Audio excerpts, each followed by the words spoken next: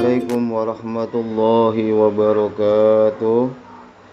Bagaimana kabar kalian semua, anak-anakku kelas 4? Mudah-mudahan kalian semua hari ini dalam keadaan sehat walafiat dan dalam lindungan Allah Subhanahu wa ta'ala. Amin ya rabbal alamin.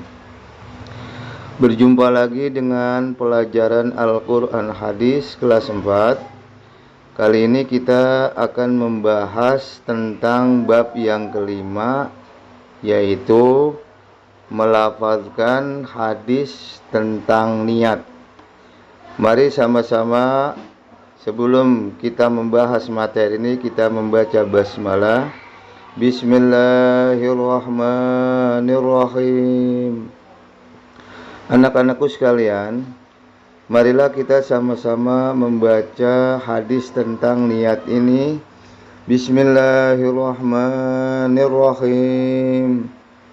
Qala Rasulullah sallallahu alaihi wasallam, innamal a'malu binniyati wa innama likulli imri'in ma nawa. Faman kanat hijratuhu ila dunya yusibuha aw ila imra'atin yankihuha fa hijratuhu ila ma hajara ilaihi. Rawahul Bukhari. Artinya, Rasulullah sallallahu alaihi wasallam bersabda, semua amal bergantung pada niatnya, dan setiap orang akan mendapatkan apa yang diniatkannya.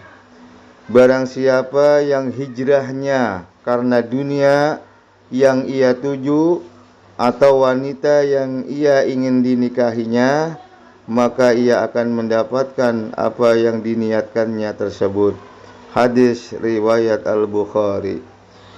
Anak-anakku sekalian, kandungan hadis tentang niat, lafaz innamal a'malu binniyat menunjukkan bahwa tidak ada amal perbuatan yang sah atau yang sempurna kecuali berdasarkan dengan niat.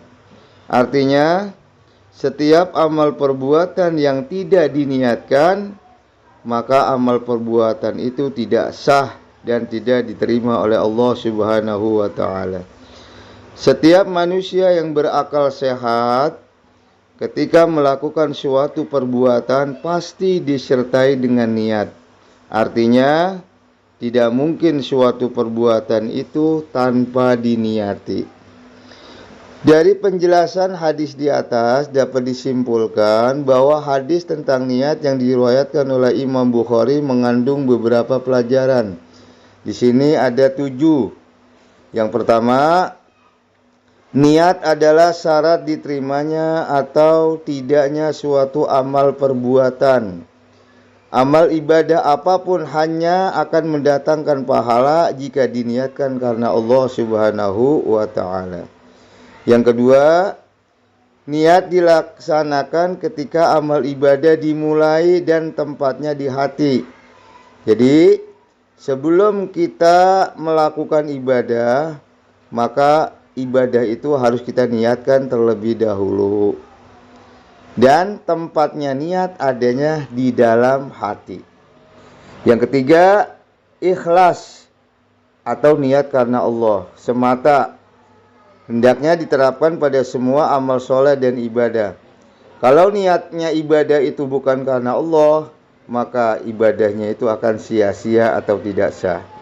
Yang keempat, pahala seseorang bergantung kepada niatnya. Yang kelima, semua perbuatan baik dapat menjadi nilai ibadah dan berpahala jika diniatkan untuk mencari ridho Allah.